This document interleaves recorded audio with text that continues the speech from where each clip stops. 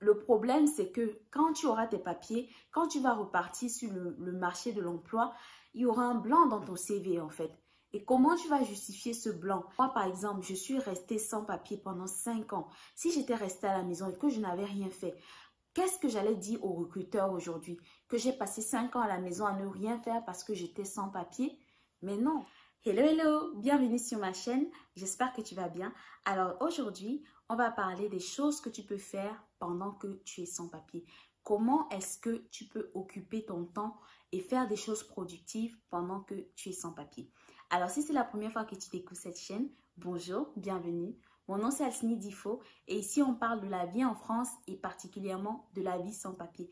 N'hésite pas à t'abonner si c'est un sujet qui t'intéresse et tout de suite on passe à la vidéo.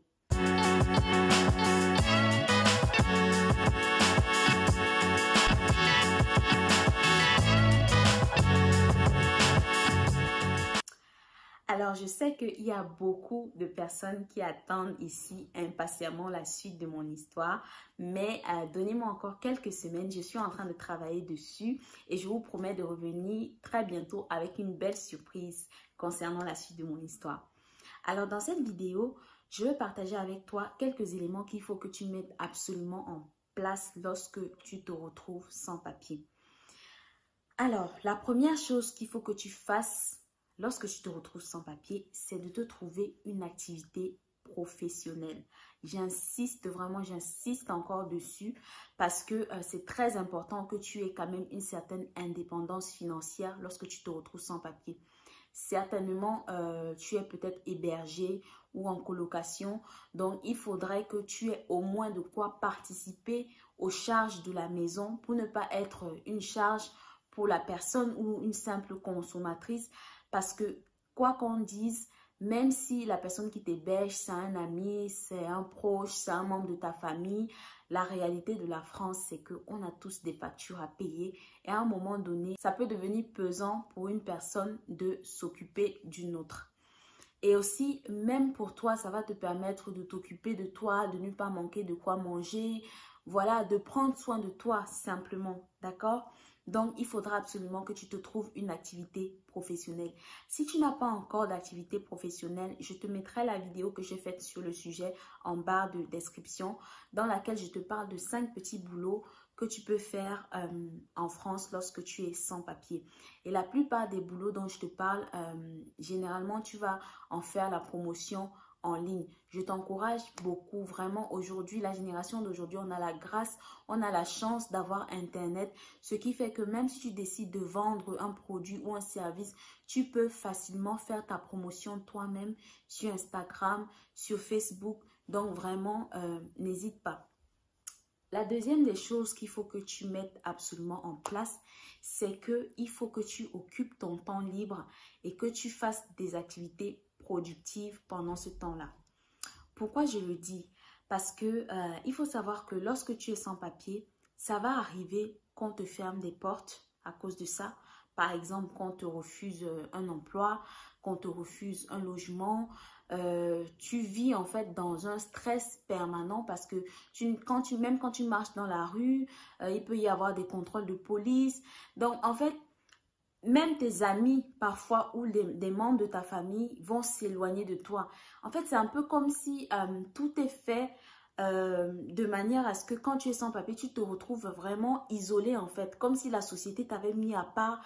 J'ai envie de dire même que c'est limite comme si pour l'administration française, pour la société française, tu n'existes pas, entre guillemets. Et donc tout ça, ça va affecter ton moral, ton estime de toi, ta confiance en toi. C'est pour ça que c'est vraiment important de ne pas rester oisif.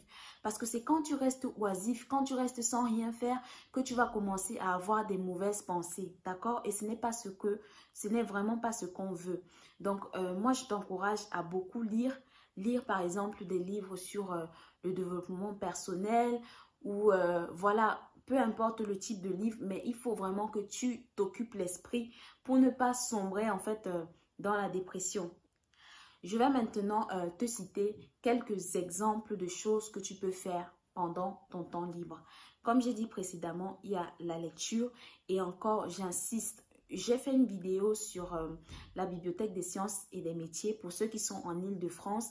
Je ne sais pas si vous avez déjà fait un tour à cette bibliothèque-là. Si c'est le cas, laissez-moi en commentaire. Je suis curieuse de savoir. Mais vraiment, j'insiste encore. C'est un endroit qui est plein de ressources. N'hésitez pas à vous rendre à la Bibliothèque des sciences et des métiers parce que vraiment, c'est un endroit où tu as la possibilité de lire. Tu as des espaces de travail, des espaces d'échange. Il y a constamment des séminaires, des conférences. Donc, c'est vraiment un endroit qui va te permettre de rester en alerte sur le monde du travail, sur l'immigration dans les autres pays. Donc, n'hésite pas à faire un tour à cette bibliothèque-là. Une autre chose que tu peux faire, par exemple, c'est d'apprendre une nouvelle langue. Ok? Tu vas me dire peut-être que tu n'as pas l'argent pour prendre une formation classique, mais déjà, il y a des formations en ligne qui coûtent beaucoup moins cher et en dehors des formations en ligne, on a la grâce, encore une fois, d'avoir Internet aujourd'hui. Même sur YouTube, tu peux facilement prendre des cours d'anglais ou des cours d'espagnol ou de la langue de ton choix. Mais vraiment, ne reste pas oisif, fais quelque chose. Tu peux également prendre une formation en ligne dans le domaine de ton choix ou même te rendre à l'université. Je fais encore une parenthèse pour dire que beaucoup de gens ne le savent pas. Mais quand tu es sans papier, tu as le droit à l'éducation. Le fait d'être sans papier ne t'empêche pas d'étudier. Donc, tu peux aller dans une université et prendre une formation. Le problème peut se poser lorsque la formation que tu as prise requiert, par exemple, un stage pour la valider. Parce que c'est clair que l'entreprise dans laquelle tu vas faire ton stage va forcément te demander les papiers. Mais qu'à cela ne tienne, même si tu ne fais que la partie théorique, commence par là et fais ta partie théorique parce que tu ne sais pas ce qui peut arriver dans 3, 4, 5, 6 mois. Si ça se trouve, ta situation sera déjà débloquée ou même peut-être la formation là sera, je vais dire quoi, un pas pour débloquer en fait ta situation. Donc vraiment, n'hésite pas à te former. Pourquoi j'insiste sur ces choses-là? Il faut savoir que quand tu es sans papier, ça va être difficile pour toi en fait de travailler, je vais dire quoi, de travailler de manière, voilà, de manière normale, déclarée, etc. Mais le problème, c'est que quand tu auras tes papiers, quand tu vas repartir sur le marché de l'emploi, il y aura un blanc dans ton CV en fait. Et comment tu vas justifier ce blanc? Et vraiment, j'insiste là-dessus parce que moi, par exemple, je suis restée sans papier pendant 5 ans. Si j'étais restée à la maison et que je n'avais rien fait, qu'est-ce que j'allais dire aux recruteurs aujourd'hui? Que j'ai passé 5 ans à la maison à ne rien faire parce que j'étais sans papier?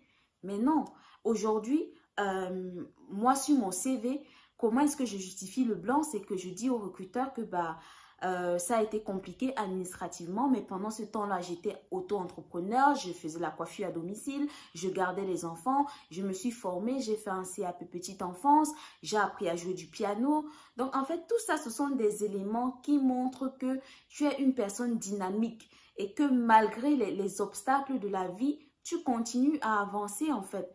Donc vraiment, j'insiste encore dessus, ne reste pas à la maison, ne reste pas oisif.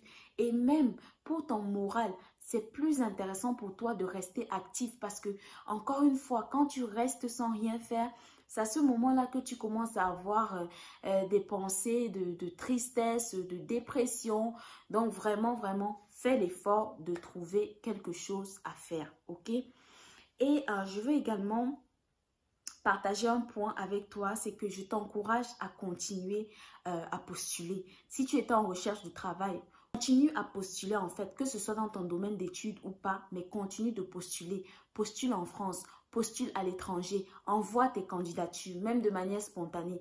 Parce qu'en fait, tu ne sais pas la porte qui va s'ouvrir pour toi. Mais si tu n'essayes pas, tu ne sauras jamais en fait. Comme on dit dans la vie, qui ne tente rien n'a rien. Ce n'est pas parce que ça n'a pas marché pour telle personne que ça veut dire que ça ne va pas marcher pour toi, qui sait. Mais je dis toujours que dans la vie, vaut mieux faire et que ça ne marche pas que de te retrouver 2, 3 ans après ou 10 ans après en disant j'aurais dû faire ça, peut-être que ça aurait marché. Mais en fait, là, tu vis un peu dans l'incertitude en fait. Par exemple, je te prends mon cas. Moi, pendant que j'étais sans papier, j'ai essayé l'immigration canadienne. Je me rappelle même, j'ai essayé également la loterie américaine. Ça n'a pas marché. Oui, certes, ça n'a pas marché, mais aujourd'hui, au moins, je n'ai pas de regrets. Parce que quand je repense à toute cette histoire, je me dis, ah, j'avais essayé l'immigration canadienne, ça n'avait pas marché. Mais je ne me dis pas, oh là là, peut-être que si j'avais essayé, ça aurait marché. Qui sait? Pourquoi je n'ai pas essayé? J'aurais dû. C'est pour t'éviter d'avoir des regrets. Donc, n'hésite pas à postuler. N'hésite pas simplement à continuer d'essayer, continue de chercher des solutions. D'accord? Et la dernière chose que je voulais partager avec toi, la dernière chose qu'il est important pour toi de faire, c'est de prendre soin des autres. Pourquoi est-ce que je t'encourage à prendre soin des autres? En réalité, c'est pour toi, c'est pour toi-même. Parce que le fait d'aider les autres, le fait d'aider par exemple des personnes qui sont en situation de difficulté, voilà, je dis par exemple des sans-abri, des enfants malades, des personnes handicapées, des personnes âgées, ça va te permettre à toi-même de relativiser et ça va te permettre également de te sentir utile. Parce que n'oublie pas, je te le redis encore, quand tu es sans papier, ton estime de toi sera beaucoup mis à l'épreuve. Et si tu ne fais pas des activités qui te permettent de te sentir utile, tu risques de très vite en fait sombrer dans des pensées de dépression. Tu risques de commencer à te dire des choses du genre, ah mais je ne sers à rien, je ne fais rien, personne ne se soucie de moi. Parce que comme je te dis encore, le monde dans lequel nous vivons, malheureusement, c'est comme ça. Quand tu es sans papier, il y a beaucoup de gens qui vont s'éloigner de toi, qui vont te mettre à l'écart.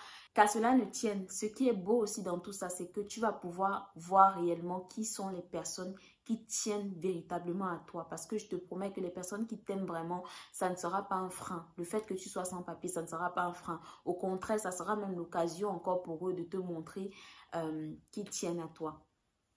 D'accord? Donc voilà un peu ce que je voulais partager avec toi dans cette vidéo.